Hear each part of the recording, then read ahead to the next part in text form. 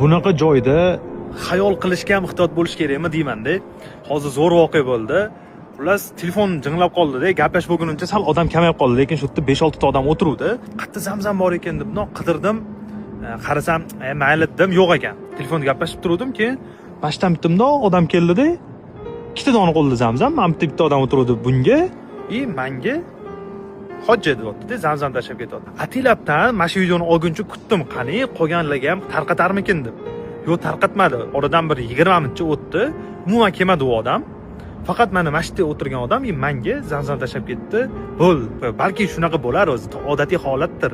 Lekin menga Alloh shuni xayol qilishim bilan shuni olib keltirib qo'yganda hissiyot bo'ldi. Bunaqa joyga kelgandan keyin yaxshilab niyatlarni, duolarni qilib olish kerak ekandim. Hammamizga qayta va qayta kelish nasib qilsin.